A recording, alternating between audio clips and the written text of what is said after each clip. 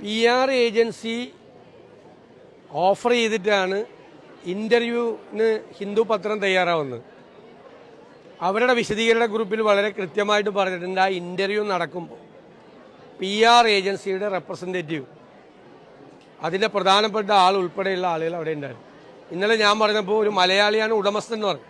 അത് എൻ്റെ ഭാഗത്തുള്ള ഒരു ഫാക്ച്വൽ മിസ്റ്റേക്കാണ്. ഉടമസ്ഥനല്ല, അയാൾ ഇന്ത്യയിലെ പ്രസിഡന്റാണ്. ഈ ഏജൻസിയുടെ ഇന്ത്യയിലെ പ്രസിഡന്റാണ് മലയാളി. അതിൻ്റെ ആൾ വേറെയാണ്, ഹണ്ടയാണ്. ഹണ്ടയുടെ പ്രസൻസ്, അതിൻ്റെ ഏറ്റവും പ്രധാനപ്പെട്ട ആളുടെ സാന്നിധ്യം ഈ മുഖ്യമന്ത്രി ഇൻ്റർവ്യൂ കൊടുക്കുമ്പോൾ ഉണ്ടായിരുന്നു.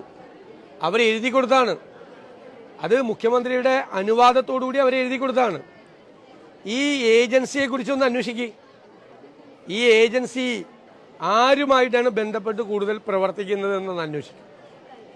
കഴിഞ്ഞ ഡൽഹിയിലെ മാധ്യമ പ്രവർത്തകരുമായി ബന്ധപ്പെട്ടാൽ, മാധ്യമങ്ങളുമായി ബന്ധപ്പെട്ടാൽ, ഏത് പാർട്ടിക്ക് വേണ്ടി, ഏത് വിഭാഗത്തിലുള്ള നേതാക്കൾക്ക് വേണ്ടി പ്രവർത്തിക്കുന്ന PR ഏജൻസിയാണ് ഈ കേസർ എന്ന് എല്ലാവർക്കും മനസ്സിലാവും.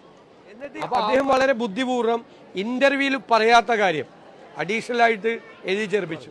മുഖ്യമന്ത്രി ചെയ്തത് BJP ചെയ്യുന്നത് പോലെ ഒരു ഭിന്നിപ്പുണ്ടാക്കാൻ വേണ്ടി ഈ സ്വർണ്ണക്കള്ളക്കടത്തിനെ ഉപയോഗിച്ചു എന്നുള്ളതാണ് കൗശലത്തോടുകൂടി. ഇപ്പോൾ വീണുപോയി, ഇതാകെ വിവാദമായപ്പോൾ വീണുപോയി. അപ്പോൾ വീണയിടത്ത് കിടന്ന് ഉരുളിയാണ്. പിന്നെ ദേശാഭിമാനി പത്രം ഹിന്ദുവിൻ്റെ ആ വിശദീകരണ കുറിപ്പ് മുഴുവൻ കൊടുക്കാത്ത ഏക പത്രം ദേശാഭിമാനിയാണ്. ബാക്കി എല്ലാ പത്രവും ഹിന്ദുവിൻ്റെ വിശദീകരണ കുറിപ്പ് മുഴുവൻ കൊടുത്തിട്ടുണ്ട്. ഹിന്ദുവിൻ്റെ വിശദീകരണ കുറിപ്പ് വായിച്ചാൽ മനസ്സിലാവും എന്താണ്, എന്തിനു വേണ്ടിയിട്ടാണ് ഇത് ചെയ്തത് എന്ന് വളരെ ക്ലിയറാണ്. മുഖ്യമന്ത്രി പറയാതെയാണ് അവർ എഴുതി കൊടുത്തതെങ്കിൽ ഞാൻ മുഖ്യമന്ത്രിയോട് ചോദിക്കുന്നു, ആ ഏജൻസിക്കെതിരായിട്ട് കേസെടുക്കാൻ മുഖ്യമന്ത്രി തയ്യാറുണ്ടോ? കേസെടുക്കണ്ടേ?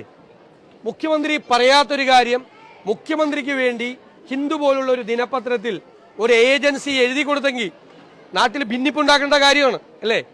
ഒരു വിഭാഗത്തെ മുഴുവൻ ചാരി നിർത്തുന്ന ഒരു കാര്യമാണ്.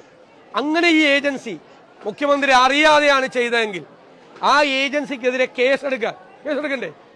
തെറ്റാണ്. മുഖ്യമന്ത്രി അറിയാതെയാണ് അവർ ചെയ്തതെങ്കിൽ ആ കേസെടുക്കാൻ ധൈര്യമുണ്ടോ? അതാണ് എൻ്റെ ചോദ്യം.